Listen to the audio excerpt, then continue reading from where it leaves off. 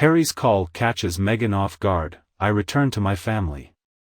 It may have been a sunny summer morning in Montecito last week before the Duchess of Hypocrisy. The mood was very cold. Meghan Markle was performing in the sleepy Californian beach town, leaving Meghan to check her phone while her husband Prince Harry was in Singapore. Polo insiders speaking to New Insights say the distance between them has not been enough to ease the pair's ongoing tensions, and we hear the latest pressure point is the upcoming anniversary of the Queen's death on September 8. British media reports that Harry was not invited to a family-only memorial service at the castle where Her Majesty died a year ago aged 96. With his father King Charles and his brother Prince William. He has always been close to the Queen and is said to be genuinely embarrassed that they were not invited. The source also says that Harry contacted the King and asked to be involved in some way, and how Harry smiled in Singapore. It seems that Charles may have changed his mind about Harry's arrival, but not about his daughter-in-law.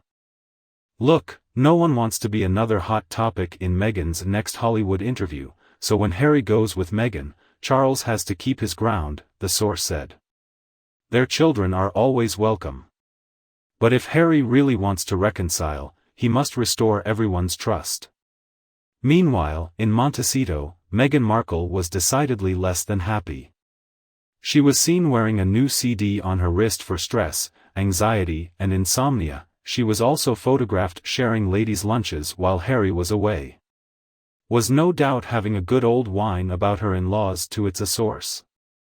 But see, Meghan never came to understand the basic fact that while royalty have employees who serve the role of the monarchy is to serve the people, she also experienced so many difficulties in understanding the monarchy doesn't get paid for personal appearances, and they also are not allowed to claim expenses for these events. She also could not appreciate that she was no longer Meghan Markle, an actress.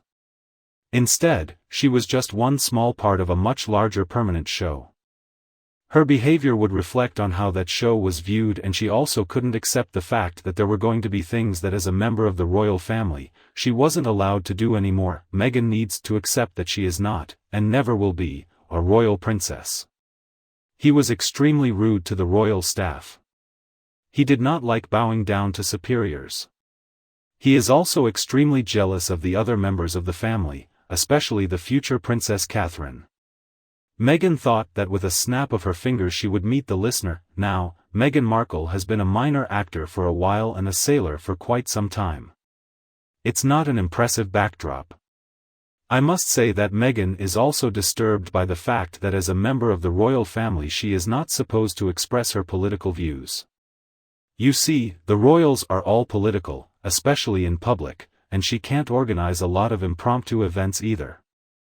His schedule will be carefully planned. She also would have been expected to stay away from people who may reflect badly on the family. I mean, Jeffrey Epstein friendship was way too many. She also had to be careful that she didn't seem to be wasteful or irresponsible.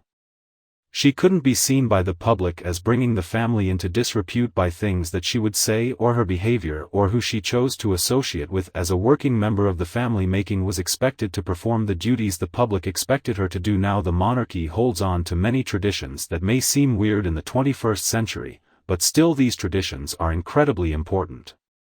They make up the found. Meghan Markle could not live up to even one of the expectations of a working royal, and maybe this is why she claimed that she wanted to modernize the royal family as if it were really her right to do that. I mean, Meghan Markle is very happy, and the irony was that she was an actress.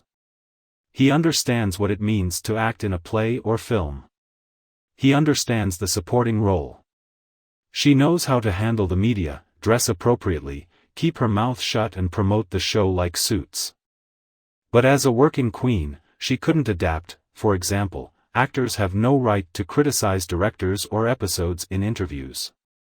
I think the Queen thinks she's going to figure out how to fit in and be able to fit into her character. Trying to be a leading lady and acting like this big star blows up in her face. I mean, you can take a girl off a yacht, but you can't take a yacht off a girl. Apparently, Meghan Markle is forever acting like a whore. She can go back to any yacht club and charge her $1 happy hour service. I think I knew who she was when I saw the pictures of Meghan clapping at the Invictus Games in Toronto when Harry introduced her as his girlfriend. I knew he was cheating. When I watched the videos, I realized that she wasn't just being fake by clapping and cheering.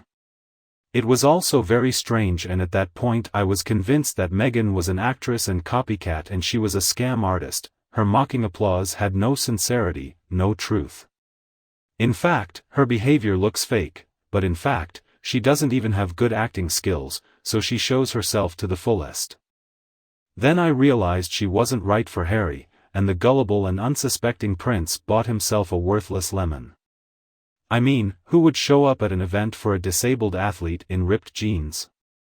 Jesus, Meghan had no idea that people can never take her such obvious pastry seriously, because not only do we see it, but we hear it's all a whopper.